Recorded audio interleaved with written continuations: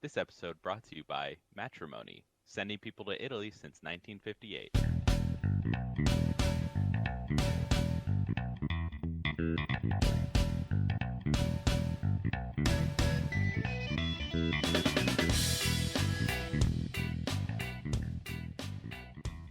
This is Hot Drop, where we bring you premier PUBG analysis and ardent drops. I'm Cody. And I'm Lemon John. Now let's And get I'm into Dano. it. And let's get into it.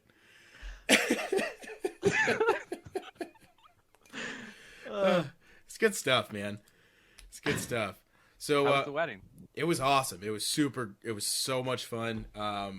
It was what was cool about it is that where we stayed was on the same grounds as where the wedding and the reception were, so we didn't really have to go anywhere but for the rehearsal dinner. But it was really cool because they had like little cabins where everyone stayed, and my room was in the same cabin that Dan was in the night before. So No way. he and myself and Kyle and our friend Tim, we all and my wife, we all just hung out all night after the rehearsal dinner and kind of like did some reminiscing and talking and stuff. So Wow. it was just a really cool time to be around and hang out with each other before the wedding, because it's like a really big day. So like reminiscing was kind of part of the whole thing. It's like, not that it's the end of an era, because Kate is amazing and she's a wonderful human being and she's been around forever. So, but it was just like, sentimentally. It's the story. Yeah. It's the story of how he got there, though. Yeah, it was really cool. It was a really nice time to just kind of hang out with each other and That's do our awesome. thing. So, but now he's away in Italy and he hates us.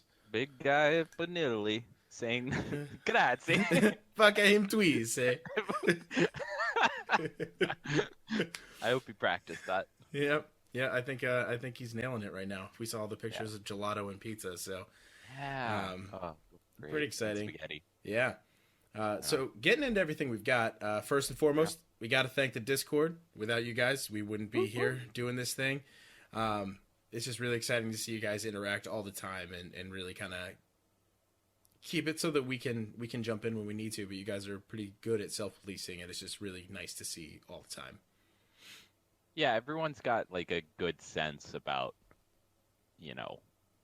what the community is for. Nobody's like, there's not really drama that goes on in the community, so Yeah. it's a nice place for people to hang out and chat games, PUBG, food, pets, all kinds of stuff. It's great. Yep. I will say I am working on top 10 videos as well. Bear with me because I'm new. It's hard. It is hard. Editing's hard. Getting through and editing. So like, thanks to Dan for doing all the editing for the most part forever and ever and ever. And now that I'm kind of figuring it out, as long as this episode doesn't suck, maybe I'll take some from you, buddy. Now that you're a real listener on iTunes, Dan, you should give us a 5-star rating, by the way. Please. 5-star rating. Smash that 5-star. Yeah, so going to the challenge of the week. This week's challenge of the week is the No Heals Challenge. So post that in the challenge of the week text channel with your screenshots of your BP. Highest BP at the end of it is the wiener. Hey, no cheating, guys. No cheating. It's an honor system. We all want you to play fair. No heals. See how far you can get. Do it. Man, that's a rough one. That is a rough one, right? Because when I saw it, I was thinking like, oh my god, like think about how many times you just heal because. Just because. All the time. Yeah, like Well, usually it's not just because. Usually it's because I've been shot, which I feel like is a great time to heal. Or even fall damage. Like I'm just like, oh, gotta get up to 100. So that'll be interesting to see. But why don't you handle number 5 since I can't promote my own greediness here. Guys, we still need to get Cody an Xbox. We have a Patreon. Wait, what? No, I got an Xbox. We're just gonna buy. Got an Xbox? Yeah. We're just gonna buy other stuff now. That is awesome, guys. We still have a Patreon account to give me an Xbox. Oh, that's actually a really good idea. I don't have room for it. Don't buy it for me to get an Xbox. It's unlikely. He can't But- fit an Xbox in his studio apartment. There's that little room right now that he Fact. can't. Not enough room. We can't do it, people. I'm drowning, please. But no, it still supports the show. There's still some costs to the show, and it's nice to have, something to help us purchase things and get things set up like that. Yeah, so for it's sure. it's a really good way to support. That link, as always.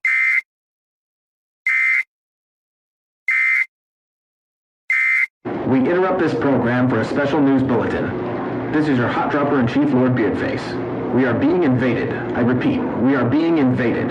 Please shelter in place and prepare for the British invasion. Get in my belly! You're only supposed to blow the bloody doors off. The numbers all go to 11. Bomb. James Bond.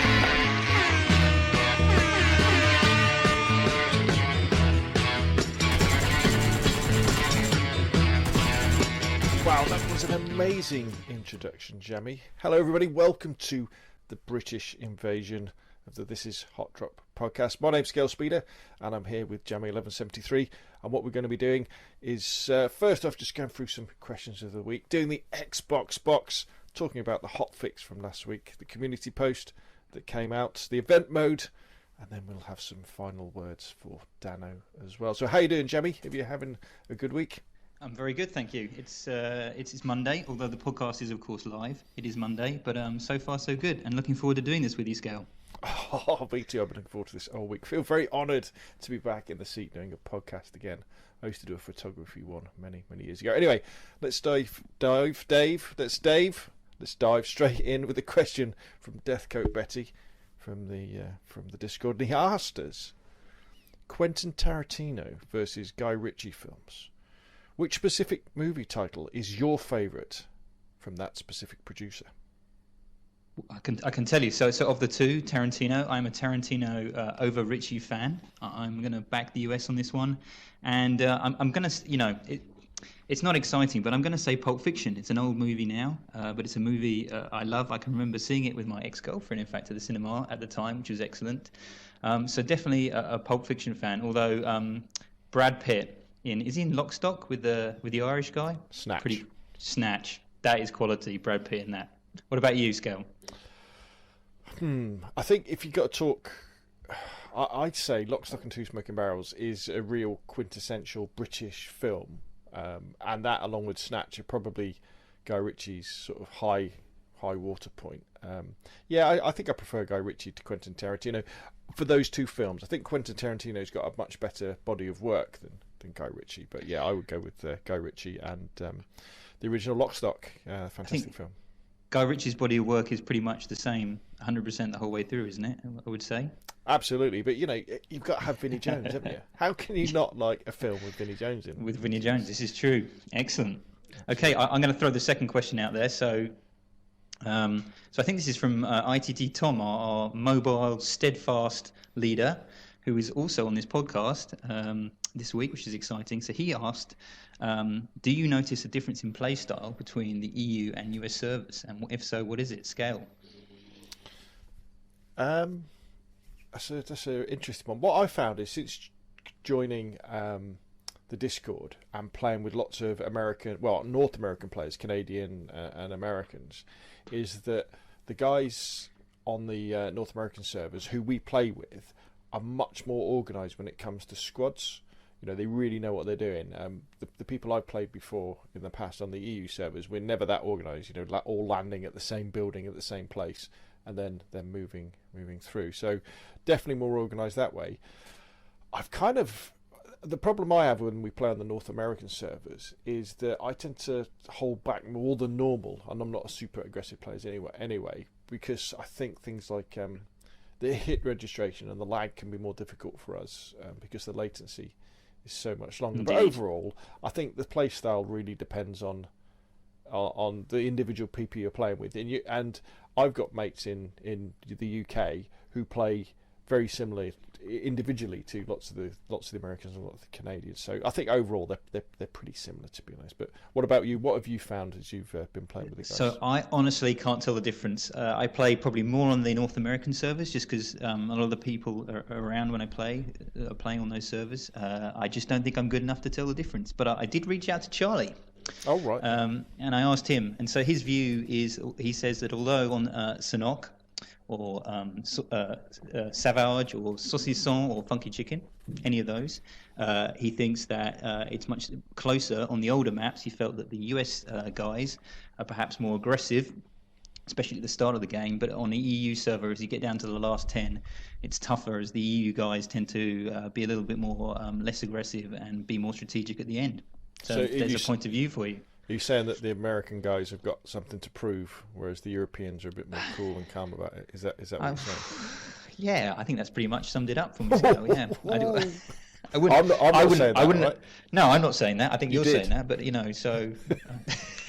I think you all right. did. So the final question. Yes. From the question from the week is, would you want to work in the gaming industry, and if so, in what area would you work? Scale. I don't know. I one of my other big hobbies is photography, and quite a few years ago, I decided to go and work in that field, and it was probably one of the worst things I've ever did, because you kind of take something that you really love and then you make it a job, and it's like, oh god, I don't really like this anymore. So I don't know if I would like a job in the games industry. I'd like a job related to the games industry, like doing my YouTube videos and doing that sort of stuff. But I don't know if I'd actually want to work in the industry, because, as I say, when we play in the evenings and we have all this fantastic fun, imagine if you had to do that for a living. It wouldn't be fun anymore. I don't know. What do you think? Well, I think you've kind of stolen. We should have conferred before we did this, because I think you've kind of stolen my answer. I mean, I think that's a really good point. I always thought that. I used to be into golf a lot when I was a little bit younger, but I thought, the dream would be to join the tour and just play all the time. But then you think, if you have to get up every day and for 12 hours do the same thing, would you enjoy it in the same way? I don't know. I mean, for me, because I work in advertising anyway, potentially something going to work for someone like Mixer or Twitch or something could be interesting, where you're kind of on the edge of the gaming industry and there's some other things going on. Yeah. So I don't know. Actually, I think probably you're right. I probably wouldn't. So those were the questions. I'm just going to throw one more question in, just a really quick, important British test. So, Scale, who is the best James Bond? It's very yes. It's different. Sean Connery. It's got to be. He was. So that is yes. Yeah. So I think that is. I mean, if you're in immigration as an American, and maybe you're having a hard time getting into the country and they ask you that question, the correct answer is, of course, Sean Connery. But I would have to say I am particularly fond of Roger Moore, and Live and Let Die is my favourite Bond movie by far. So perhaps I wouldn't maybe not get back into the country. Yeah, good one. So on with the Xbox box, where are we going to talk about the hot fix from last week? What was in it? And we should do, yes. Yeah. So let's cover that first. Do you want to go through some of the key pointers on that? Well, what I'd like to really find out is, I run an Xbox One S, but you run a One X, I understand, don't you? Yeah. So I do. I actually finally stumped up and bought the One X about 6 or 7 weeks ago. So within that hotfix, I mean, a lot of that hotfix was about trying to improve the graphics on the One X, which arguably had been worse than the OG or the S, with certainly with an SSD in it. And I have both. So I would say, my view would be that hotfix did help that a lot. I know one of the strange things about PUBG is everyone seems to get a slightly different experience. Mm-hmm. And obviously that makes it difficult for them to sort of solve some of these problems. And I know that it's nowhere near as smooth as some other games in terms of things like COD, but I would say my subjective and perhaps not particularly useful view would be that I think that did help a lot. I certainly saw things like aim down sights and things were smoother, and the gameplay was smoother. So I feel that was a win in terms of improving that. So the other thing they did, which I think wasn't exclusively an Xbox thing, was the ready up, people getting kicked out of squatting up on ready up. Did you see any difference in that? I haven't noticed as many problems as we had before. When you would, what would happen is, if there was 4 of you in a squad, guaranteed someone wouldn't be able to ready up, and you'd have to go back to the title screen, wouldn't you, or restart the game. That's right. That happening. I noticed that they've brought in, you can now, when you've got more than one weapon skin, you can change it for like 20 BP, can't you, or something crazy, or more if it's a rare weapon skin. So that's huge. That's cool. I tell you what, I did want to ask you. So you went. When did you go from an X1S or OG to the X? OG. Right, OG cool. To the X. So when you went to the X, because it was something I'm thinking about doing as well. What? How did you feel when you first installed PUBG and you connected it up, and you were like, right, this is the X. Here we go. Yep. Those first few hours, and you turned on. Did you go, oh yeah, or did you go, ooh? What was your first kind of feeling? Well, so I'll break that into two parts. So I think one of the big issues, because this is before I had an SSD, so just the OG, was the play-dohing when you land and stuff. Really a problem. I think the week after the patch they released the week before I got it solved a lot of those problems unbelievably. So, but the X definitely solved. That was much better in terms of play-dohing, practically gone away. So that was really good. I tell you what, I thought I was imagining the graphics were going to be a lot better though, and I mean they are better. You can notice once you're in and playing the game. I mean, I don't even notice because you're too busy playing to think. I think my helmet is the light's just reflecting off it a little bit differently. So there isn't really a lot of difference there. I don't think so. Do you run on a 4K TV? Yeah, running on a 4K TV, but I don't think you've got to be, certain distance. If you're sitting 4 foot from a 4K TV, you can probably see the distance. If you're sitting, in a living room and you're further back, I honestly don't think there's that much difference. So what would you recommend someone? Say someone had an Xbox One S with a SSD, like myself, where I have no problems with buildings. As soon as I jump out the airplane, that's it, they're there. Ever since I put the SSD, would you say the One X is a worthwhile upgrade? I would, if you only play, which is unlikely, I think, but if you only play PUBG and you have an S with an SSD, or if you have an S or an OG without, just get the SSD, definitely. Right, that's a better way to go, I think. I mean, I just treated myself. I think I had this debate with Charlie as well. It's a treat. It's a treat. I was screw it, I'm going to get it. And, there's other games where, you can see the full impact of that on the graphics, but PUBG is not a game you go to because the graphics are awesome. I don't think, as far as I'm aware, it struggles in that area. So yeah, I wouldn't say, for me, it's not worth it. But if you want to treat yourself as a little bit of luxury, maybe you feel like you deserve it, then it's a good upgrade. Well, I'm glad that it's working better for you now, because I know there was lots of One X players who were a bit hacked off with things like draw distance on grass being longer on the X, weren't they? Yeah. And the FPS being slower in certain situations. So I'm glad that it's better. So onwards and upwards. There was also last week the community weekly post where they were talking about fixing some bugs. The similar ones to the other bit, actually, lost connection to host. But the main thing was bringing in the new event mode of Desert Nights. Which was exciting, because personally I've been, we were promised that, well, promise is too strong a word. Perhaps we were, told that was going to be coming as part of 1.0, and then it fell out again. And, we were looking for custom servers and event modes, and we got lots of great stuff, but it didn't all come at once, which was a bit like getting your Christmas presents, but not all at Christmas. You get some of them in the second week in January. So, But it was here, which is exciting. And so you and I both jumped in and battled it out on whatever it was called. What was the war mode called, Scale? Something like Desert Nights. Desert Nights. I was going to say Desert Scorpions, but Desert Nights is good too. Yes, no, that's probably it's better. Good. Yeah. And I was desperate for this because, as I think having played with you quite a lot, my skill with the controller is absolutely woeful. No. Yeah, it is. It's not very good. So I was, really excited to play something where I could actually kill more than 10 people in a week, which was good, and get some practice in, which is what we did, and which was great. Should we talk a bit about it? Should we break it down? Yeah. I mean, I was looking forward to it as well. Similar reasons to yourself. Wanted to get in lots of shooting practice, and for anybody who hasn't played it yet or hasn't played much of it, I would say it is really good, as long as you just realise this isn't battle royale. This is team deathmatch, and it's a bit janky at the moment. But if you can get people talking in the lobby, and you can say to people, if you're going in by yourself, like, "Hi everybody, what's everybody doing? Where do you want to drop?" and get everybody working together.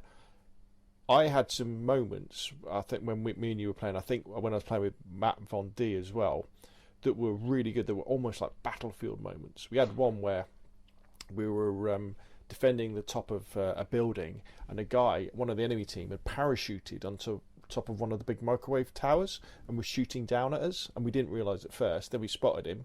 We all opened up on this guy on top of this microwave tower, and he died, and he just fell.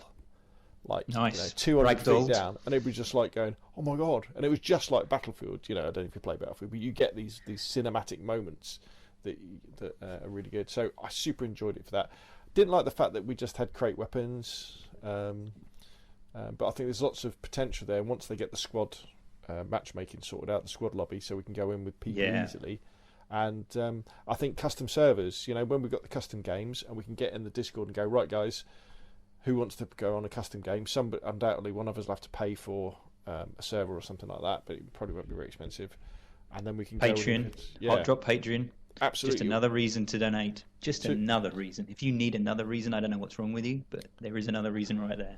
Absolutely, and we just go in and we play. Even if it was only 5v5 or something like that, that would be great fun. But I don't know. What did you think of? I felt I was, I got to be honest. I actually am quite a fan of PUBG and Bluehole. I know they get a lot of flack and stuff, and I think if you try and forget about the amount of money they've made and just think about probably how many people they have and the job they're doing, I think they do pretty good.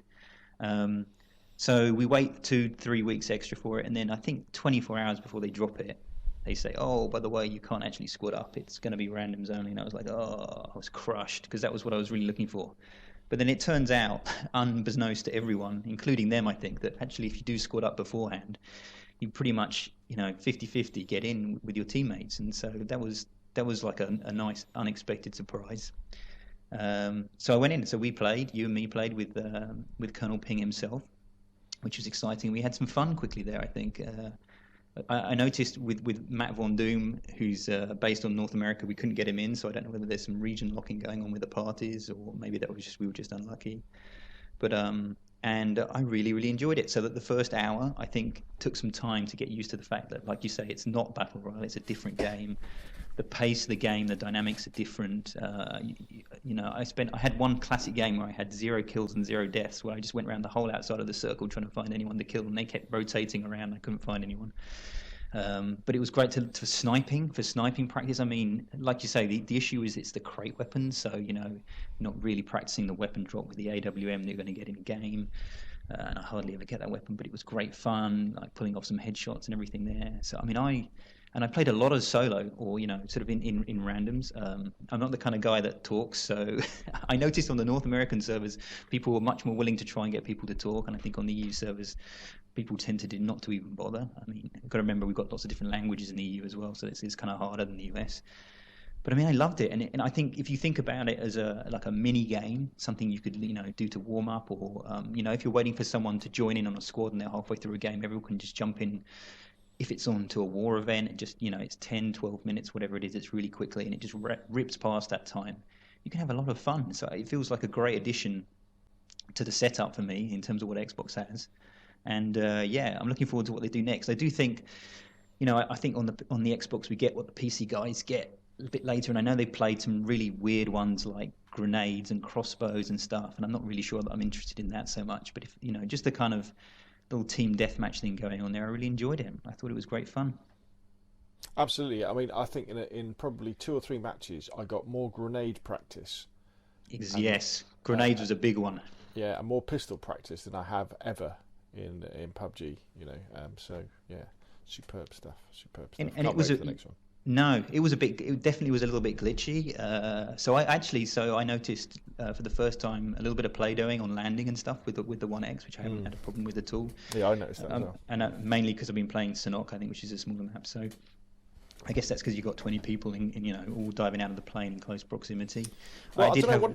One of the guys at work came up with a good point, Ross from the Discord, and one of the problems might be because it's Miramar. And it's loading the entire map. Oh, even yeah, though it we're probably only is. playing on a little bit, it's loading everything. And so maybe for the next one they'll start just doing partial loads, or if it's on Sanhok, it'll be silky smooth, I think. So yeah, and I mean it was really buggy just to get in, like just to ready up. I mean, even on solo, you'd sit there, you'd have to retry 3 or 4 times. I mean, I guess they'll just iron that out, which will be good to do. I did have one highly amusing experience of landing and just behind some rocks on the edge, and I saw someone else land like 10 meters in front of me, just over a ridge, and I ran over there and they weren't there, and then there was this gun just running around with no body attached to it, just lit me up. which is Very good. highly amusing. So yeah, definitely some work to be. I mean, from my point of view, some work to be done to iron some of those bugs out. And I think you could probably tell by the fact that it didn't come out when it was supposed to come, maybe, and it was 3 weeks late that they were, trying to sort of pull those things together, and eventually they have to go with what they got because people are desperate to get hold of it and stuff. So which I understand. So it was definitely playable. I mean, the biggest bug was just getting into the game because I was enjoying it so much, but it was a lot of fun. I noticed, but it'd be interesting, to hear in the Discord what people think, because a lot of people in the Discord were not. I sense were not playing. So when all the sort of normal crew that I'd be playing with and everything, they were playing Sanox still. So and not the war mode at all. Well, I tell you what, one of the reasons why I didn't play that much of the war mode was because of the event pass, and I wanted to grind through the event pass and get up to level 30, which I'm still not there. But you didn't really get many points for doing war mode. Well, I think it was like 3 or 4 points. Yeah, and you couldn't. All the kills and everything, or the knocks, didn't count either. So I was a bit like, oh, well, I've paid this money for the event pass to get some silly cosmetics. So I'm going to concentrate on that. So it kind of made me think, for the next time, I don't think I'm going to bother getting the event pass, because it kind of stops you playing parts of the game. And I would have definitely played more war mode and got more practice and got better at PUBG if I hadn't been trying to chase around trying to find a UAS on Sandhawk, which I still haven't managed to find yet. No, so I think, I mean, I don't, I mean, that's another thing we could just briefly mention, but the event pass, I mean, I have no problem paying another £10 or $10 or whatever it is to do. I mean, maybe not every single month, that's a little bit crazy, but every now and again.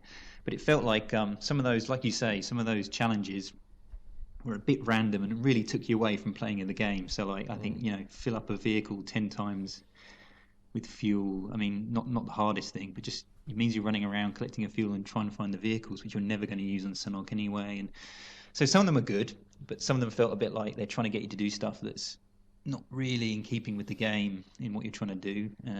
So I haven't got the event pass. I just never got around to it. Wasn't that interested, but I have enjoyed looking at the achievements and trying to get up and getting some of that gear and stuff. And it does feel like we're getting through the crates. It feels like, I don't know, actually, it feels to me like with the crates you're getting more of the slightly rarer stuff than you did before. I don't know if that's your experience. So that people are loaded out with some different kit now, which is nice. Not that I really care too much. Yeah, I only ever open weapon crates now. I don't bother opening anything else. Really? For the skins? I haven't even bothered with that. I always wear the same clothes, so my chicken dinner t-shirt, and that's it. So there we go. The British invasion. The British invasion, which was just you and me having a little fireside chat, Scale. To be honest, it's been a real pleasure, Jamie. It has been a pleasure and an honour to even be invited onto this wonderful podcast. Thank you so much. Yeah, thank you guys. It's been really cool. And I understand that you just want to say a few words to round us out. I thought it'd be nice, sort of at the end of this section, just to say, on behalf of all the Xboxers, and I'm assuming everyone on the Discord and the community, congratulations to Dano and Mrs. Dano on their marriage. As far as we know, it actually happened. There was no last-minute jitters on either side. Fantastic. So Dano is now somewhere in Italy, presumably eating gelato and pizza and sitting on a beach. And I imagine Mrs. Dano right now is saying, stop looking at your phone. I bet you're looking at that wretched Discord. Get off. We're on honeymoon or something like that. So I think maybe we'll see out this section. Ladies and gentlemen, if you'll follow me, we are now entering the personal computer place.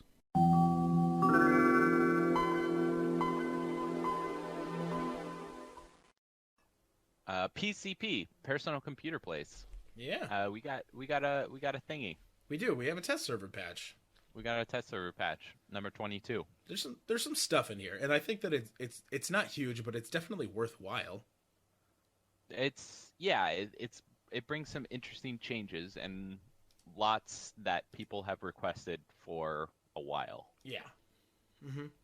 So where do you want to start in here? Do you want to just gloss over the ranking, all that jazz? Yeah, we can save that for later. Okay. Then let's do wheel menus, our favorite thing. Because we all know we use them so much with the emotes, right? Yeah. Yeah, so... Very effective. Maybe great on Xbox.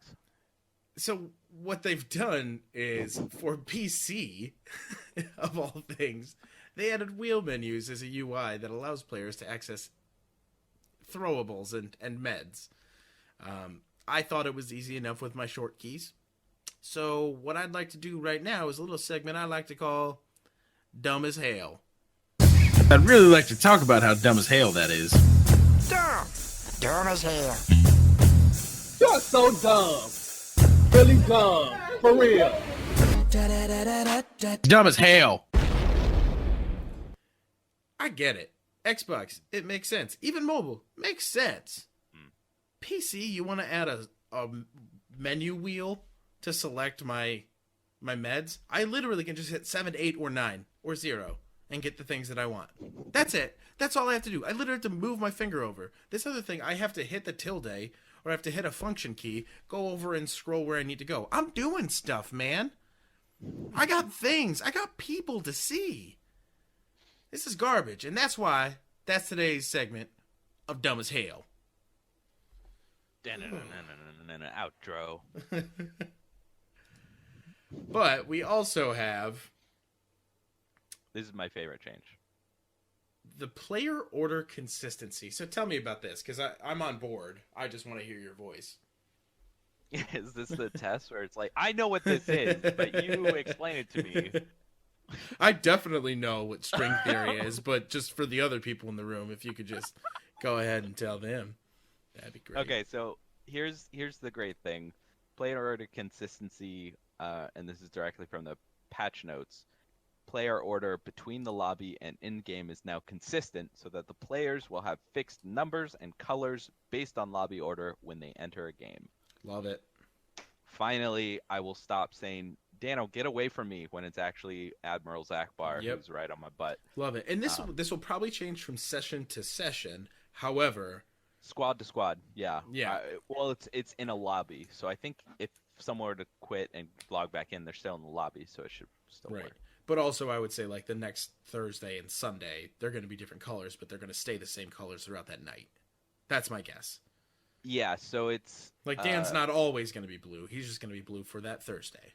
Right, so it's based on lobby order, so I guess whoever creates the game will probably be one, right? And have a consistent color associated with that. Mm-hmm. Yellow, I'm going to guess. I would like to be the orange marker as much as possible. This is going to be Lemon John's long shot, where I just take a random guess at something. I'm going to say it's yellow. We're going to roll with it. One and yellow. One yellow. No, I'm going to go one blue. One blue. No, fuck you. Anyway, I think this is going to be great because we're going to be able to pick out who is who much easier throughout a night instead of guessing, because the colors are much more helpful than the numbers ever will be. Yeah. And, like, okay, so not to bring up Counter-Strike while Dano's gone, but you can change your color in the menu so that you're a consistent color throughout. So I was told it's purple or yellow. Those were usually what it was. But anyway, this will help with consistency, which is great. Love it. Yeah, pretty great. Friend UI. The Friend UI. I also very much like this. So now it will show when your friends log out or are disconnected. It will give you an actual prompt to say that is what has happened to them. Yeah, we saw this. You and I joined up in a squad, and then you quit the game, and it showed like a little timeout icon next to your name. I was like, "Hey, he's gone for the lobby. I know it. Yeah, I'm not just waiting here and seeing and going like, oh, he's not here. Oh, you're not here. No, I'm not here. Like my game crashed or whatever. It says what happens now, and we're not just kind of waiting around, which I think is amazing, and it's going to save a lot of headaches. We also have skin trade-ups now. Okay, so this is also in Counter-Strike. Well, let me talk about Counter-Strike. The Flugen, go ahead. The Fluger Slaver and the You're correct so far. The multi-purpose Schnuger come together in one house and shooting happens. So skin trade-up. You take a certain number of, baseline commons or whatever, you bunch them together, it generates a new one of the next highest rarity. So like common, uncommon, where I don't know what they're classified as, but it goes up. So you trade like 10 for 1, I think. Something like that. 10 for That's 1. how it was in Counter-Strike. From common to classic, it seems, but I don't know what is above that. Common to classic, and the maximum you can get is rare, which is blue, which we all knew that. Okay. So yeah, it's. I was gonna say it's a pretty good system, and it gets weirdly escalation-y if it keeps going beyond rare. Generally, these items, it doesn't actually make sense to do this, to go from common to classic, unless there's stuff that you don't have that you want to get. No. So it still doesn't make sense because the amount of money that you can make just selling them on the Steam market, it's going to be a few cents, but that 10 cents will likely buy whatever classic item you want. Yeah. I'm not sure. That's how it was in CSGO, at least. I'm not sure what the price values are in this Steam market, but we'll see. It's kind of a fun thing to do with your extra clothes that you have, and now that we've all been playing for a while. For sure. So Lemon, now that we've gotten through half of this patch, do you hear something? Do you hear that? Yeah. What is that? It sounds. Is that a mobile home? Hello, Tom. Hey guys, what's up? Hey guys, it's ITTTom, Education for Everyone's Future. What are you doing here? Well, education from the past that's worthless now, let's say. Oh, so what's going on, man? How you been? Yeah, been doing well. I was driving by, figured I'd stop by. Yeah, because that's what mobile does. We can go anywhere. Yeah, I dig this. So, I mean, you just kind of walked in on us doing this test patch for test patch number 22. Do you have any thoughts on this or how it relates to the mobile game? Ooh, you're going into your ranking system, aren't you? We are, and it's pretty cool. I'm pretty excited. So you were playing around in the test server, looking at the rankings. How many rankings are there? Because with mobile, there's only 8. We go bronze, silver, gold, platinum, diamond, crowned, ace, and conqueror. And in each level, there's 5 that you can build up from. That is super interesting because what it looks like we have is a bronze, silver, gold, platinum, diamond, elite, master, and grandmaster. And so pretty similar. Yeah, and within that it's point rankings. So like you stay within that same thing for what seems to be it's going to take what it seems to be is that there are 8 ranks, but it's going to take longer to get through each rank. So like the first one you stay in for a while, and then afterward the increments are actually a lot smaller. It's like 500 in between each one. Gotcha. So like I'm going to use my ranking in solo, because in mobile there's each area has its own ranking between third person and first person perspective, though that is going to change. The rankings will merge across, but I have a solo ranking, a dual ranking, and a squad ranking. So for instance, in solo currently I'm sitting at 3,201 points, ranking points, which puts me into a category of a diamond 5, which is entry level for diamond. So to break into the diamond class, you have to be at 3,200 points. And how do you get those points? So the points are based off of your wins and your losses at the end. So you get total negative points for losses, and yes, you do. Okay, cool. You get negative points for losses. You get negative points for friendly fire. So there are a lot of different components to this. Correct. How you revive your teammates, helping your teammates. If I'm just going to leave John out to hang because he's too close to the blue zone, screw it, John, you're done. But it could, affect me. If I'm feeling ballsy, I'll run over there, heal you up, and that helps my ranking for helping the team. Cool. For being a team player. And then you got total damage and whatnot. So those can help your points to help rank yourself up. So I have a question then. Okay. Do you think that this gives people a better reason to be more competitive when they're playing? What it definitely does is it turns you into more of a selective player.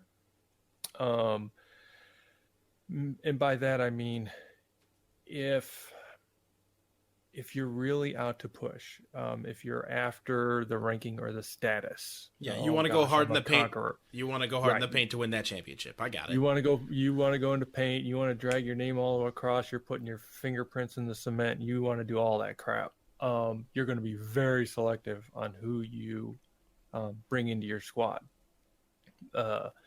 Where you see this a lot with the guys on the Xbox. You've got guys that are very dedicated. They'll get in there. There's the banter, the GBA squads that we have now. You know, we've got all those guys that are now in the Discord. And on the Xbox side, when you watch their streams, there's communication back and forth all the way through. They're telling you who's where, what's going on, who needs help. And that transfers over into the mobile side, where I'm not going to join a squad that's all the elite players. They'll pull me in because they know that even though I don't have that status quo, because I'm only sitting in diamond, and they're 3 layers ahead of me or 3 levels ahead of me, they know that I got their back. I've got my mic on. I'm a communicator. If I've got health, I'm sharing it. If I've got ammo, I'm sharing it. I'm giving my components to the person that can better use them. If there's a bolt action user that is better with the Car 98 than I am because I suck with bolt action, I hand it over to them. You know, so when choosing your team or your squads, you tend to then start to look at your friends list. You start to look at their status, because in mobile, I can look at the career stats of everyone on my friends list. I can go in and see where they ranked and how they ended up helping the team in the end for their like wins and losses, sort of speak. So like if I were interested in to see any individual's stats for a game ending, I can go in and I can see the total damage that they did, the amount of time that they were in the game, and their health restored, and how many times they revived somebody. So, and all of that does take place into the ranking side, and will dictate how a person who's in the paint is going to go. Where I play, or how I play, is I don't really give a rat's ass. I want to have fun. Mm-hmm. So that's why I tell everyone that's in our clan, which is full at 45. Nailed it. Level 4. We're almost there at 50. Hit me up, friend me up, invite me in. I don't care if you're a bronze 2. If I'm saying whoopee-doo. We've all started off in the game somewhere. I'm out to have fun. So there's those different players, and you get to know who they are going through. And I know that you guys were talking too about looking at the patch notes coming up. You have the, what's it called? On our side, on mobile, we have the different regions. North America, Europe, Asia, South America, and Korea. Like the server locks, yeah. Right. And that's what they decided to implement finally. And so people for a long time, I mean, how far back does that go about the ping lock, John? The beginning? Before this game. Yeah. Oh, yeah. But like it was highly demanded in H1Z1 King of the Kill. It's a thing for battle royales, anything that gets like worldwide popularity, especially a first-person shooter where hit registry is on the which is done on the client side, has that impact. Like ping has that impact on hit registry client side, then it's demanded. So it's much before this game, but the big games like H1Z1 King of the Kill are definitely like the top runners who kind of pushed that movement. Nice. So mobile has the same sort of scenario, but ours is all based off of regions. So we got North America, Europe, Asia, South America, and Korea. I don't think we have a South American region. It got me. I don't know. There's gotta be. There's got to be one. I don't know if I've seen it. I mean, on the mobile side, there's one. You anyway, guys have something like that. Yeah, so we have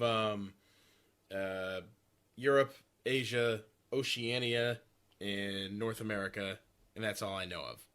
I think the Asia is part of the Oceania, whatever the heck it is. I wonder if that's maybe because Australia's got huge internet issues with ISPs and stuff, and a lot of people don't. I mean, the ping rates are ridiculous through the roof. That's what I hear. I mean, we just had somebody in the Discord talking about this, right? That their ping rates were just god awful, and they were finding it hard to play.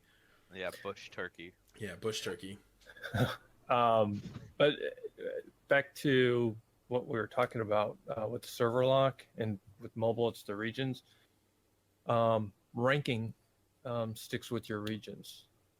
So a few episodes back, I sent one in about a tip when you're doing Royal Pass missions. There's some crazy crap that you have to do, like kill 15 people with strictly crate weapons.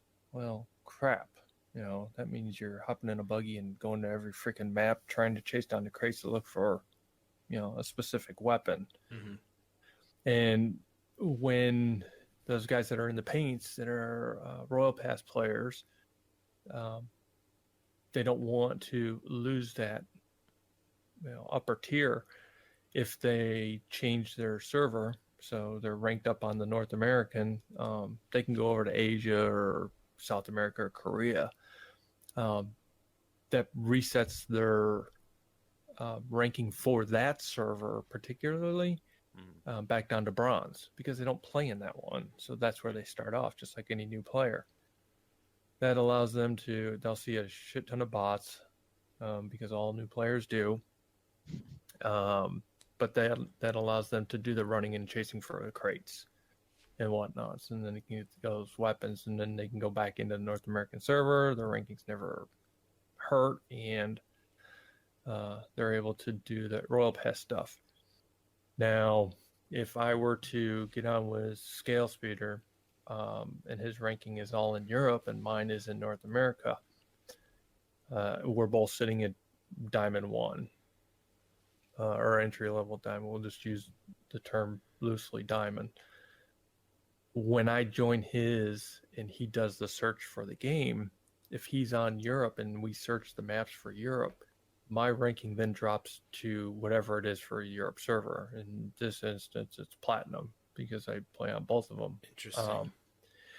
So it averages our two rankings and puts us into that's how we get matched up into the groups. Interesting. So with ours now in PC, we are not actually, according to this patch now, we are not allowed to choose our own server. We will be put in based on our ping rate, and then if you wanted to play with somebody else from a different server, they would have to invite you to be a part of their squad.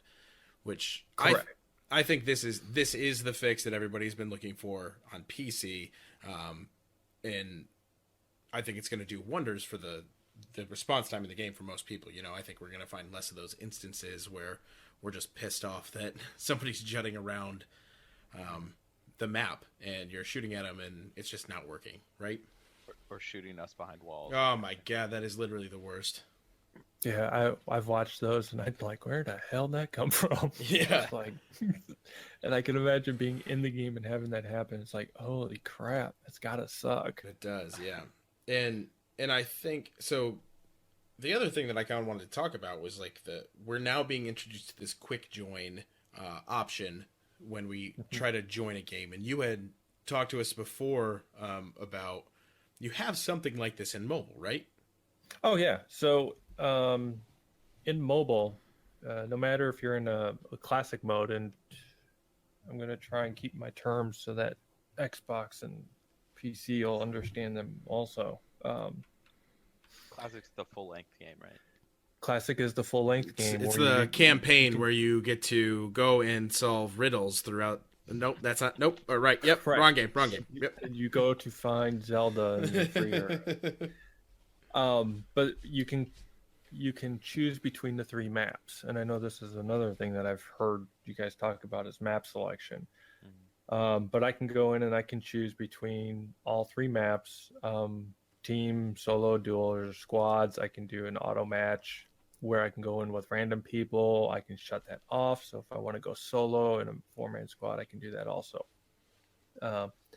If I have all 3 maps selected and I hit search, I get dropped into whatever map has the fastest fill with the lowest ping rate. Then I also have the arcade mode. And arcade is really the godsend savior to mobile. Because, as Dano said way back, and everybody else has said, it's just too long.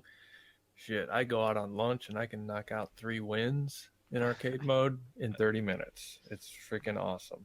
But I have war mode, mini zone, quick match, and sorry, I'm getting invited from all these other people. Sniper training in arcade mode. And none of these really ever last more than, I'll say, 12 minutes. I think is the longest I've ever played any of these 4 games, which is phenomenal. I love the idea for those game modes on mobile, but unfortunately, I just don't see a lifespan of that on the PC. No. We had talked for a long time about having the training mode, and I haven't used it. I don't plan on using it, and I thought I would have. Yeah. Yeah, training mode's out.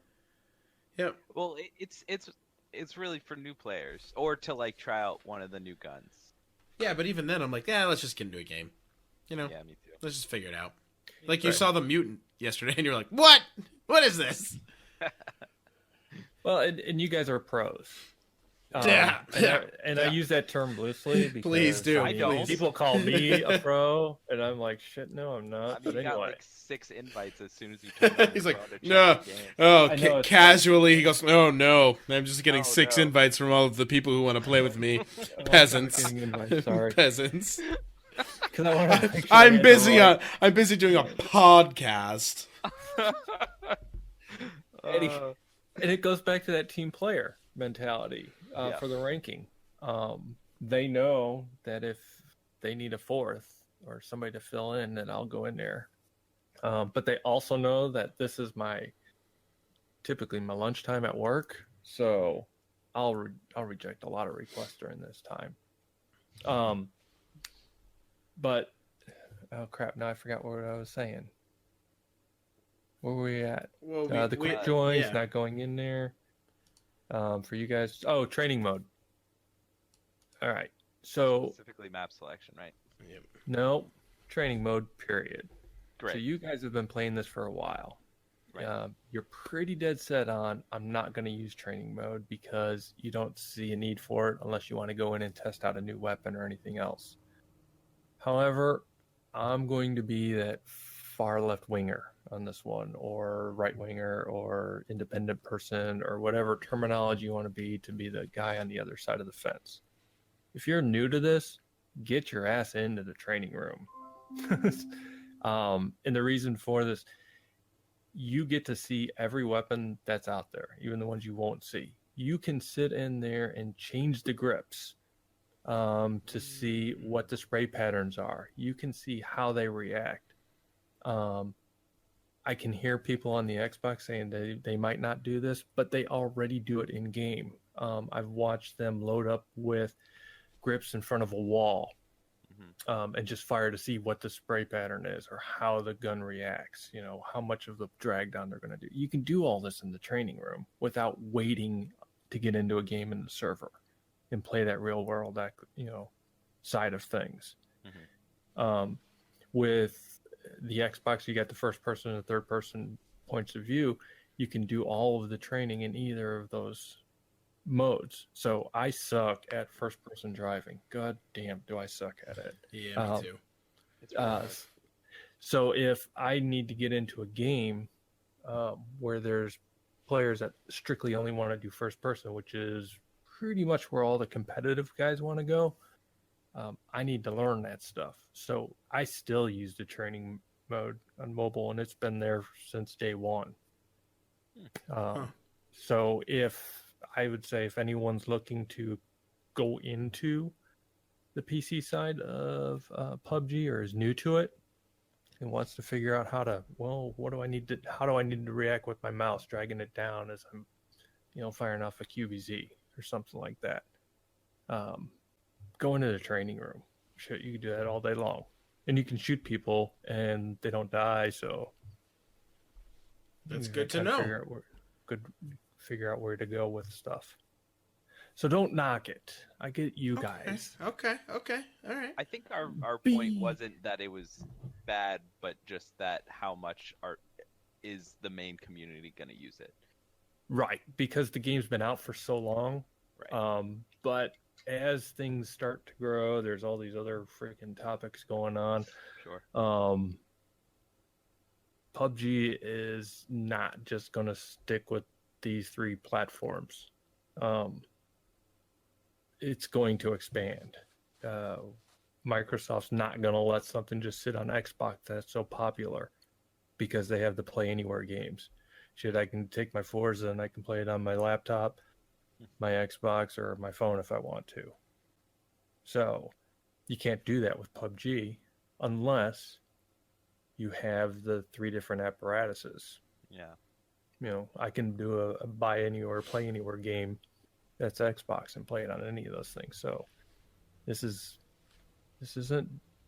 got some legs to grow, and it's going to, which is cool. So I'm just saying, you're going to have new people coming into the Discord. And if you're listening to this and you don't know what the hell the Discord is, it's in the show notes down there. It is in the show notes. Click on it. Go there. Join it. Get in the hot banter. Everyone in the freaking thing is going to say hello and welcome and want to know what you're playing on. We don't care. And hey, if you're a mobile player, join us because we do care. Even the last episode, there was not a mention of a mobile whatsoever. Yeah. But it's okay. It was all about love. Dano's leaving. He's I gone. don't even know where he's at anymore. He's leaving. So sad. Lost. He left on a jet plane. Doesn't know when he'll be back again. No one does. But I like the training thing. And you guys are great because you do talk about all the platforms very well. You don't just shy away from one. So that's kind of how I even ended up here some time ago. Yeah, it seems like it was a long time ago, but now that we've got you here, would you like to hang around for questions from the week?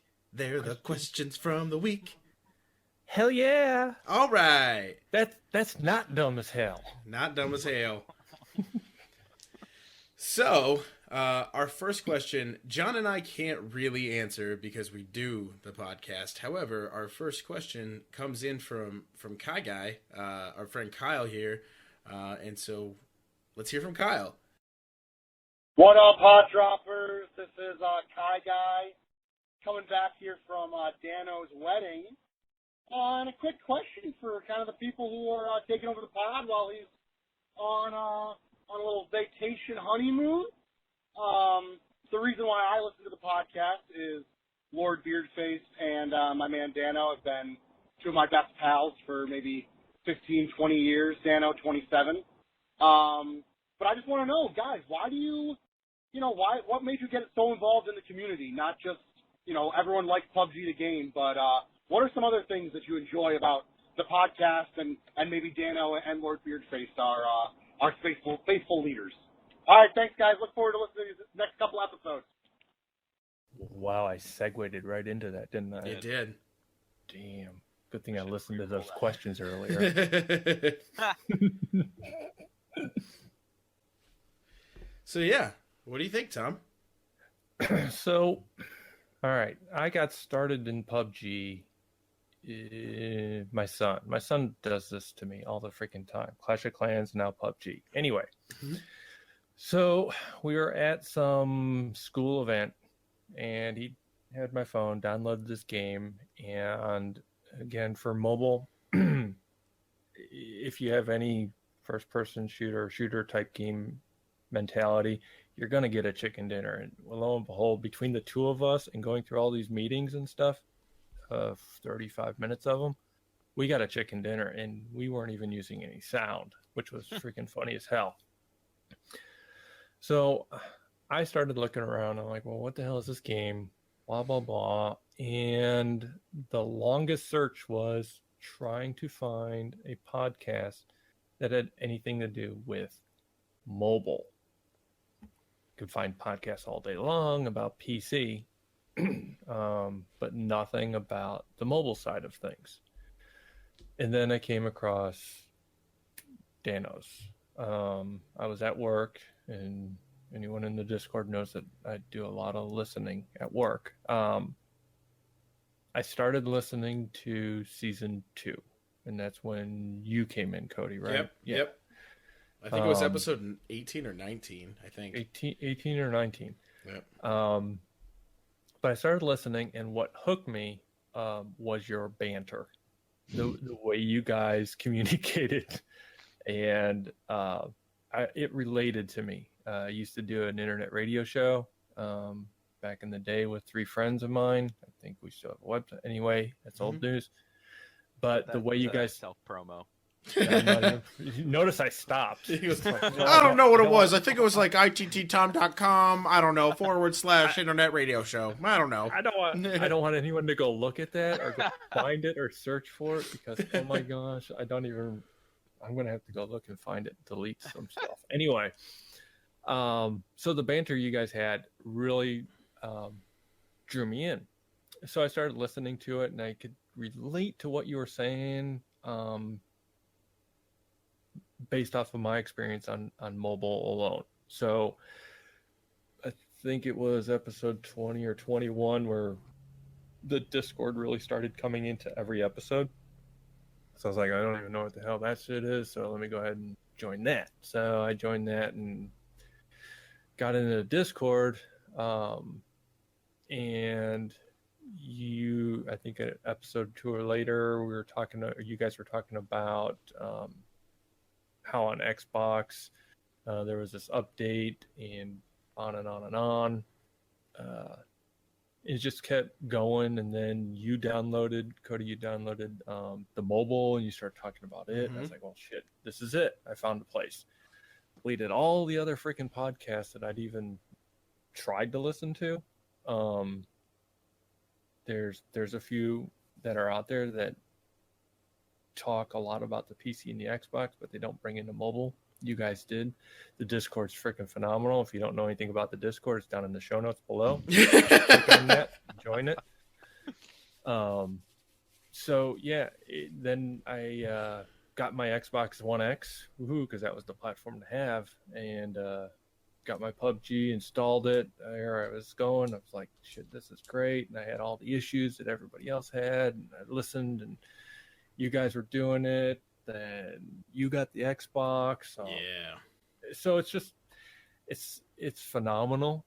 You know, what I think is really cool. I've been here. What I think is really cool about it is, like, we keep kind of. It's not necessarily like we're growing. I guess we are growing, but it's more so like we are adapting to the things that people want to hear. And while it's all still about PUBG, it's also like not always about PUBG. I feel like we could do this podcast and not talk about PUBG and still have a lot of these same people hang out in our Discord and like just find new interests. I could be wrong about that. Now, we're not going to give up PUBG, people. Don't worry. But I feel like we have made some good connections in here. Like if PUBG died today and we had to find something else to talk about, we could do that. People would hang around. I think the Discord would support a PUBG on its own with you guys just bantering about dumb as hell shit. Dumb as hell. It would go pretty good. But I'm here to stay. So good. Discord's a good place, and I'll be here. Solid. So our next question that John, you got to answer now, is Death Goat Betty wants to know Quentin Tarantino movies or Guy Ritchie films, and what are your favorite movies from those two filmmakers?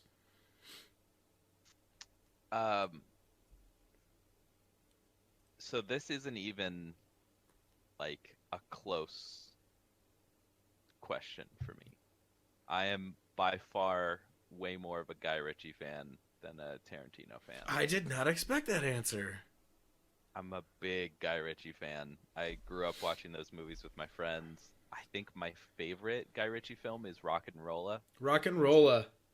It's so good, and it's not one that's talked about a lot because I think it happened in between Sherlock 1 and 2, or maybe just before Sherlock, which was kind of when a lot of people heard about Guy Ritchie. But God, Rock and Roll, it just is so great and hilarious and amazing. And Gerard Butler is a hilarious character. Idris Elba is in it. Oh gosh, the uncle is like the most hardcore person in that movie. I love it. But Snatch is also good. Lock, Stock, Two Smoking Barrels. They're all pretty great and along the same vein. So if you like those kind of like underground kind of crime heisty type movies, little bit of humor, a little bit of murder, it's good stuff for sure. What about you, Tom? Jeez. I liked the Kill Bill stuff. Wasn't a huge Pulp Fiction kind of guy. Quentin has his movies. I actually just had to use that search tool that Dan likes to use a lot because I didn't know what Guy Ritchie movies actually were. When it comes down to like Guy Ritchie movies, like there is a time in my life from when I was like 13 to 16 that I saw every single one that I could, you know. Totally. I think like for the early part of like the late part of high school, Dan and I would probably go around and be like, "You like Dags?" all the time. Yeah, exactly. All the time. So that kind of puts it into perspective for me because using that search tool that Dan always likes to use, I see that his first movie was in 1998. Yeah. Okay, so I'd already done 10 years in the Navy by then. I was. But you like Dags? You like Dags? Married to 2 kids. So it was I think I have to go with Tarantino overall, but I think I have better memories of Guy Ritchie films with my friends. So what's your favorite Tarantino movie? So if you put them in two separate categories, and he does the same thing, and it sounds a little pretentious, but like he has his films and he has his movies. Yeah. And so I like his Grindhouse stuff. That like for just like cool that to me is in the same category as Guy Ritchie films. But if you go like Reservoir Dogs is one of my favorite movies of all time. And so is Inglourious Bastards. Yes, Inglourious Bastards would be my Tarantino movie. I do have to admit, however, and I will probably get chastised for this, I have never seen Kill Bill Volume 1 or 2. Oh, those are my I can watch anytime movies. And I have seen Pulp Fiction a lot of times, and I don't like it. I don't hate it. I just like, that was a movie. But I'm starting to think I just don't like Uma Thurman. Maybe she's got like that Tom Cruise syndrome where like every movie Tom Cruise is in is probably a really good movie, but I just see Tom Cruise being Tom Cruise. Yeah. And I think I see Uma Thurman being Uma Thurman. I have that problem with Michael Scott. What's his Steve name? Carell. Steve Carell. Yeah. Anything, I just hear freaking Michael Scott and whatever he voices and whatever he's in. The only one is Little Miss Sunshine. He actually did a great job in that one. But besides that, I think every movie is just Michael Scott playing a different character that he wrote poorly. I never saw, what was the one that was like Fox something or other, where he was like him and Channing Tatum, and he was the wrestling coach, and Mark Ruffalo was in it. The Foxcatcher was not good, and everyone was like raving about it. And I was like, it's just Steve Carell with a giant broken nose thing. It was weird. It was strange. Anyway, so there's your answers for the Quentin Tarantino, Guy Ritchie. Killer 2 EZ.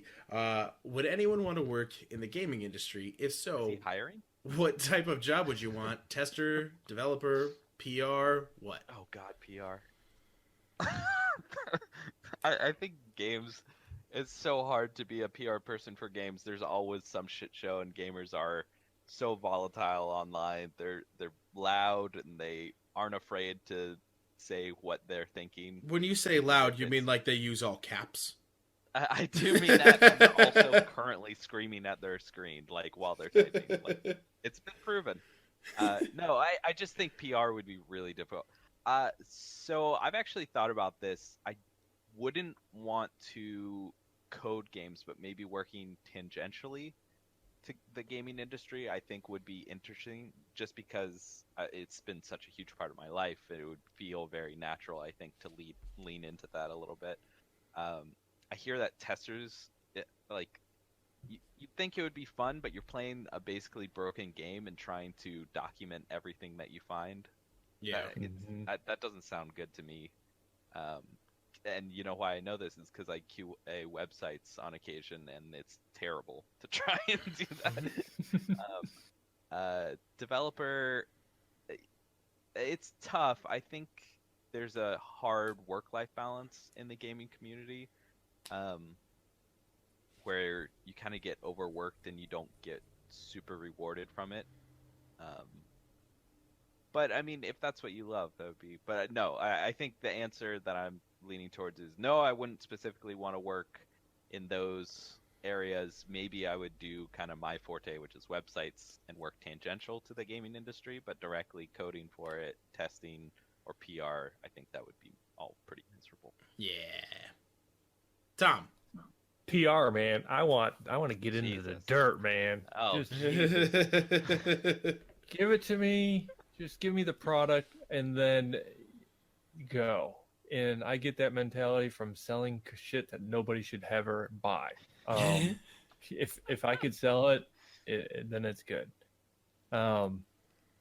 You have to be a good salesman or to do anything in PR. You have to enjoy the product.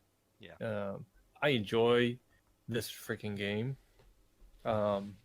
So if as long as it's done properly, PR works out. It will do itself. You don't have to do anything really except put something up there, do a demonstration or something along those lines. So I think the tough part about that, sorry to interrupt. No, you're good. The fact that like you don't always get to, if you were hired for a company, you wouldn't necessarily be working for your favorite game. Like, correct. The type of shit, H1Z1, not to rag on them, but I swear they must have gone through so many PR people not because they were necessarily bad, but because the community was so like revolutionary against like the coding team. Like they had to do so much work, and it's got to be so hard to kind of see your game slipping, or the game that you're working with slipping, and try and defend it or try and spin things. Like, yeah, you have to believe in it, but when you start seeing the cracks, you gotta lie to yourself too. Well, so I had something like that. I used to work for Coca-Cola as a sales rep. And back in the day, there was this drink, a coffee drink that Coca-Cola came up with called Coca-Cola Black. That shit sucked. It tastes bad. I don't know who the hell tasted it and said, "Oh, this is great. Let's spend millions of dollars packaging, production, and shipping and get this out there with all this." Oh my God. And then going into a store or into a customer and trying to sell it. "Hey, Mr. Smith, I have this great new Coke product for you. It's called Coke Black." "Well, what is it, Tom?" "Well, it's Coca-Cola coffee, and it's in a bottle." Oh, is it cold or hot? Oh, I'm going to put it in your refrigerator with your cooler stuff so it's cold. Oh, so it's like the Starbucks stuff. Well, actually, the Starbucks stuff tastes like coffee and somewhat better. This kind of tastes like the grounds that somebody stepped on and picked up and ran through water. You know, yeah, you don't say that stuff, but you have those bad things that go along with, well, shit, Cocoa Cell itself, Diet Cocoa Cell itself. Yeah. You know, you can just sort of put it there. EA Sports has those games that just sell themselves. PUBG has its, you know, and then there's that one offshoot thing. You know, I got this download pack or DLC for this game. No one gets it because it sucks. Well, somebody came up with it and someone thought it was a great idea, so they put it out there. Yeah. It'll die off and go away. You can't find Coke Black anymore anywhere unless you Google it. So I'm gonna do that. Are you? Yeah, I'm gonna find it. It's going to be the new proud sponsor of the stream. Move over, balls. Yeah, Coke Black coming to town. Oh my god! If those guys reach out to me and say, "What the hell you doing?" I'll be like, "Oh crap!" They're like Sorry, they're guys. like the old G-men though. Like the Coke company is. It's just like Right. the G-men. All right, we got one last question before we let you drive away. Okay. What is the Dot Will wants to know? What is the best place to drop on any map? Huh. I gotta You're go up, John. Novo. What are you Gotta saying? go Novo. Novo. Wow, Novo what a at throwback. on Erangel. God, I love that drop so much. You did It love was so Novo. fun. You did. Yeah, it might have been. It's just like everybody dropped crates and they would get into fights right away. And yeah, the crates had great weapons, but if you drop the city, you could pick up a gun, go in, clear out crates safely, and then work your way out from there. That's a great answer. It was so much fun. That's I an loved A that. plus answer. Wow. Tom? My answer is going to suck from that one. Mhm. Because that like thought out. So my drops are different. Mobile, you can follow somebody. So I typically won't pick a spot. I'll follow where anybody wants to go. Because again, I'm a team player. But if I'm the one choosing a location, I always pick something that's about 1,500 meters off of the flight path. I don't necessarily go for the straight hot drop because I'm more concerned about squatting up the team. Nice. So it really, and I never pick the same map over and over again. I always randomize the maps because I don't want to be doing the same thing over and over and over again. Mm-hmm. So I don't have a special spot. Anything that's 1,500 off the plane path, either side. I don't care. Very methodical. Yeah, that's it. Because I can get there fast, quick, get everyone down into a building and go. So whatever's off that plane path, left or right, 1,500 meters, boom, that's got the most. We're there, and we're going to get there first. Solid. I think my favorite place to drop is... I've had a lot of time to think about this, and I still haven't gotten an answer. I think I'm going to go ahead and say Lakawai, Lakawi, whatever you want to say. And not because it is the best drop in terms of, like, action, but, like, we have gotten so methodical about clearing that place, getting out, and moving across the map that I feel just super amped up every time we do it. It's a routine. It is the most confident I have felt entering the game every time because we know where we land individually. We know where we... Except Dano. Except for Dan. He keeps trying to take my dock. Stop taking my dock, Dan! I was gone for 3 weeks and he takes my dock. Get off my dock! There's guys on the Xbox that do that same thing. I mean, when I jumped in with GB Ray and those guys, they're like, we're going to these buildings, Tom. Okay. And I go into one and they're like, what are you doing in my building? I'm like, what the hell is this your building? Where I landed. No, I always take this building. You watch my damn streams, Tom. You should know. It's like, shit. You're right. Shit, you're all right. Yeah, no, you do this. Yeah. Yeah. All right. Well, those are... Well, why don't you sing the little jingle, Tom, and then drive your ass out of here. Thank you for the questions from the week. Bye. Bye, Tom. May I have your attention, please? Our British invaders Scalespeeder and Jammy1173 will now answer their questions from the week. So, Jammy, there's been some interesting phone calls this week from some very mysterious people. I understand you've got the questions. I do have the questions. Mysterious yet named people. Exactly right. And thank you for the question. Thank you very much for the questions on the hotline. Big fan of the hotline. Frequent caller myself.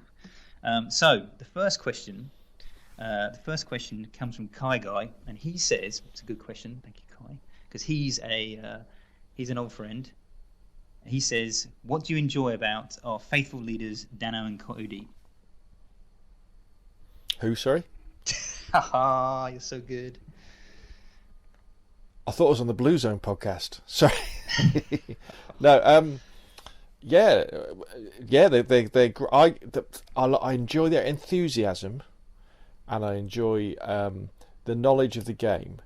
But probably one of the best things about this podcast has been the way that they've embraced the Xbox community. And they both got Xboxes now, I think, as well, haven't they? And they do play on the Xboxes.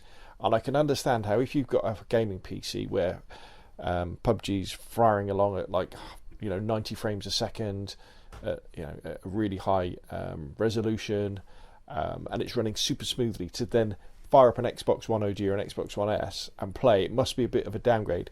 But they haven't really moaned about this. And if you listen to other podcasts and other videos from people on YouTube and everywhere, people will always say things like PUBG is unplayable on Xbox and all these things, when it's not. I've had the best gaming experiences, multiplayer gaming experience of my life on PUBG on the Xbox. And the guys, Dano and Cody, they embrace that, and their enthusiasm for that comes across. And I really enjoy the fact that they brought PC, Xbox and mobile together, and that's why I've got a lot of respect for these guys. What about yourself? Well, yeah, I mean, I concur exactly with what you just said. I have to be careful not to get a little bit sycophantic here, but Dano and Cody have some good chemistry when they put the podcast together, I think, which is great to listen to. I think they get the balance of, for me, I'm interested in the information, I'm interested in their point of views. But it's a lot of fun as well. It doesn't take itself too seriously, but it's got a point. And the community, I guess, when Discord kind of started to build, all the people that I've met in there and everything, it's brilliant, and really, really enjoyed it. I think I said to Dano, maybe him and Cody need like a breakfast radio show together. That's kind of how I would see that panning out. That's maybe the end game, and that means Lemon John, I think, probably handles traffic or weather. I'm not sure which one of those it is. But just enjoy, it's just fun listening to them, and like you say, then we actually got the chance to play on the Xbox a few weeks back. I think Cody actually went in for the kill, and then we got some chicken dinner. It was just a lot of fun. So, it's just great, and thanks for creating a great community and something that's fun to play. All good, right? Here. Question number 2 comes from Mrs. Beardface herself, a huge force. I tell you what, who they want on the podcast, Mrs. Beardface. Yes, get her on. I know. Well, yes, we'll see. Maybe next week. So she has a good question. She says, "Hi there. I am calling in this week to talk to the Brits that are going to be hosting the community cast. This is Lady Beardface, and I am calling to ask a question about how your partners or wives or spouses think about the gaming community that you're a part of. So, being a little bit older than the Lord Beardface, I don't really understand, or didn't really understand, gaming culture, because to me, playing video games was a Nintendo in my parents' basement. So, pretty stereotypical 80s and 90s idea of it. But what I've been really fascinated to watch is the community that Dan and Cody have created, and sort of the self-policing that goes on in the Discord, and the way in which you talk to each other and support each other. And you've really made it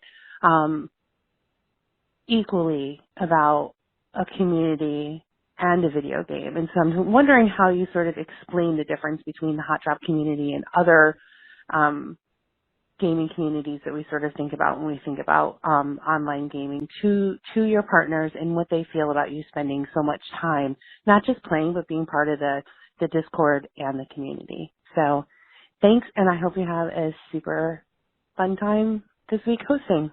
Thanks. Bye. I don't spend that much time in the Discord, to be honest. I enjoy posting my chicken dinners when I win them, and I'll answer the old question, but I don't spend that much time because I work in a shop. I can't I don't have a computer open with it on or anything to do that, and in the evening I tend to be doing other things and playing PUBG.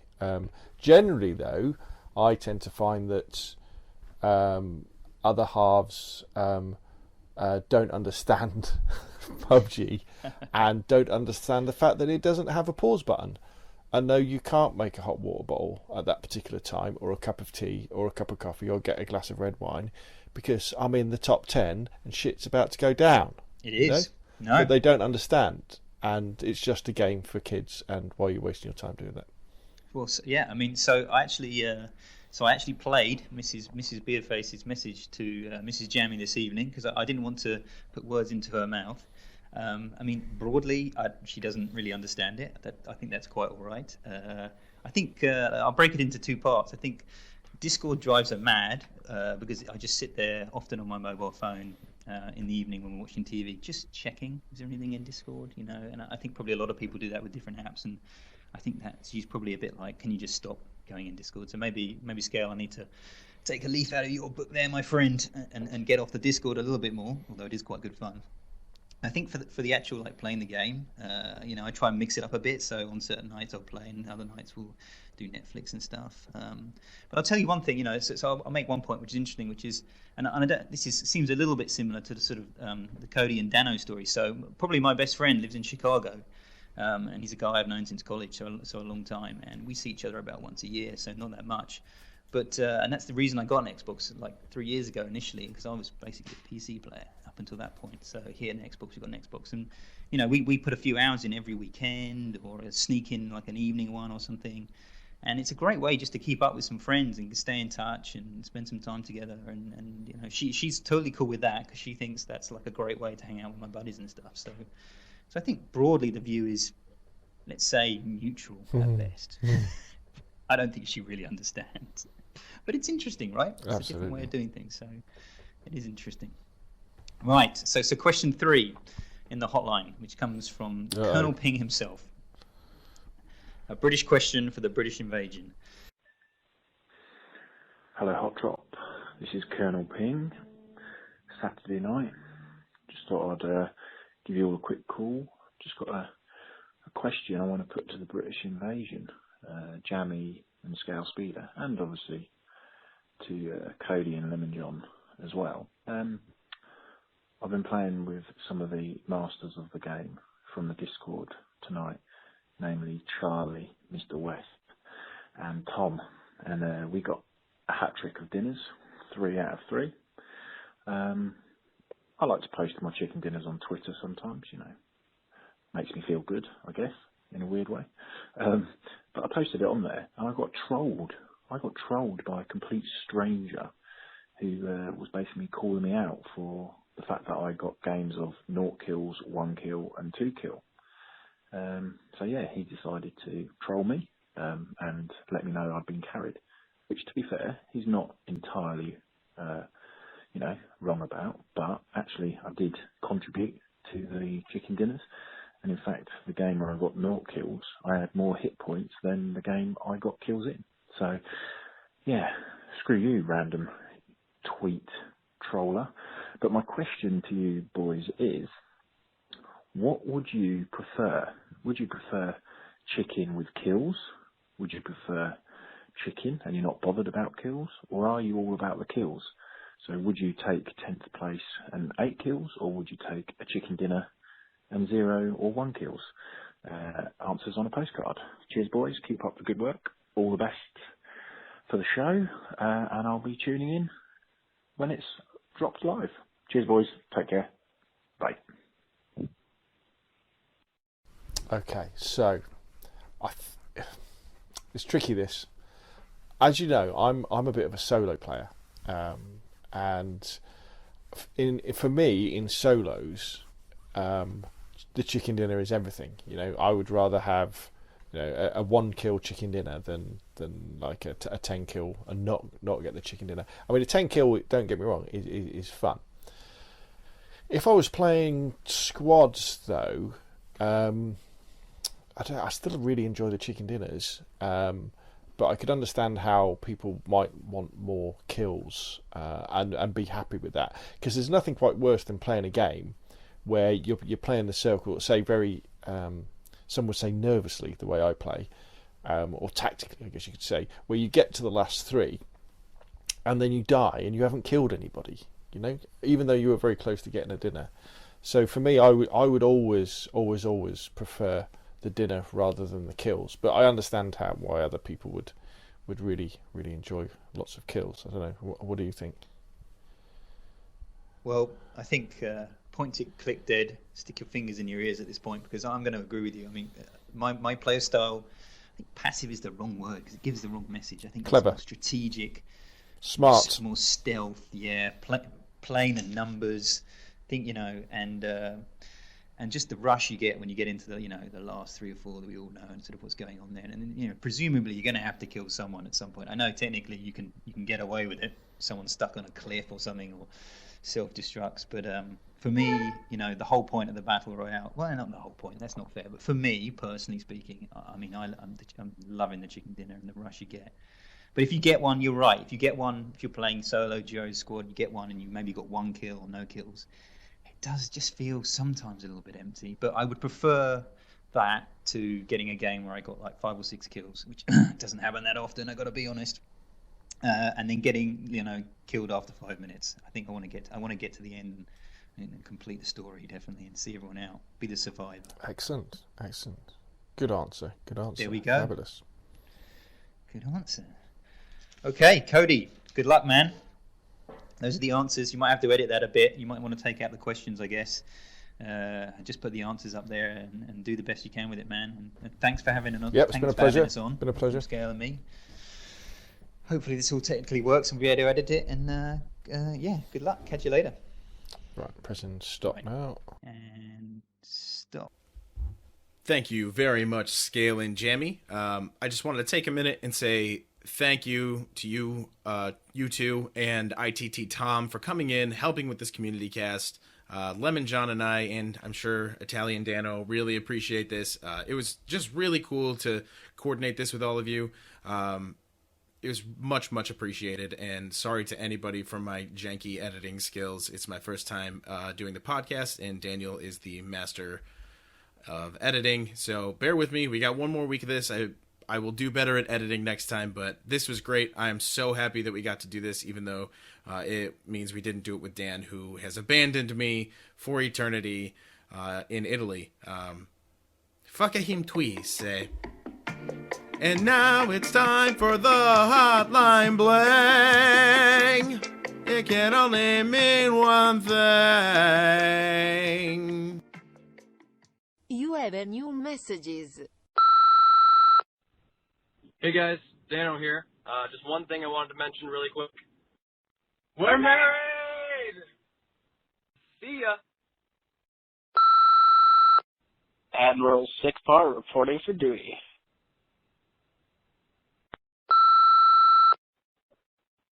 Lifting weights is basically just hurting yourself so that you can hurt yourself even better the next time. If you're on the toilet and the clock strikes midnight, it's the same shit, different day. Hey guys, it's Dotwell calling, just saying happy wedding day, Dano. Hope you're enjoying your stay on the Italian coastline.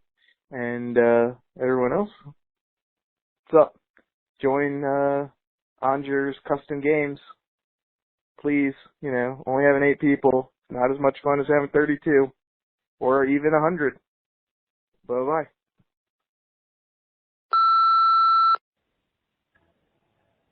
This is Daddy-O from SFX.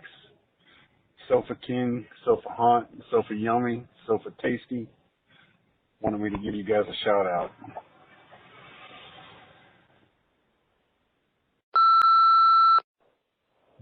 This is Sofa King Hot of the Sofa King Awesome Clan. Just calling to say hi and to just see if everybody's having the same problem we're having with microphones and having to use Discord over the top of it.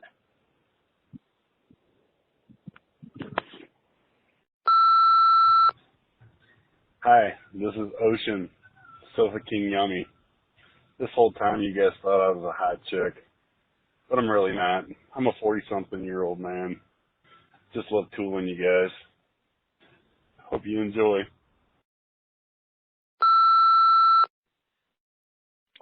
You're handsome as hell, coming from Sofa King Mild. See ya.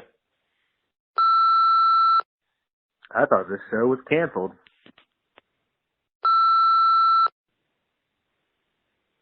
So I may or may not have told a little lie earlier. This is Daddy-O. Will the real Ocean please stand up? Hi, guys. Welcome, Ocean. This is our show now. We've done taking it over. PUBG it up, fellas. That's right.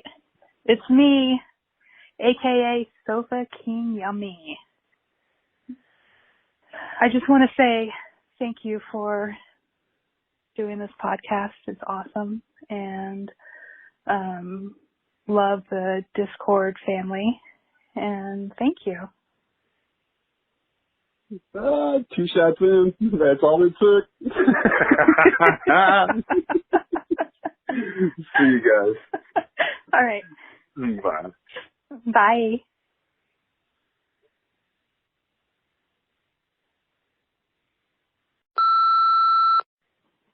Oh, I dropped my headphones. Hold on a second. We're leaving a message. Are we on yet? Yes, we are on. So I don't even know what to say anymore. We are an absolute. We're supposed to sign off. We forgot to sign off. Forgot everything.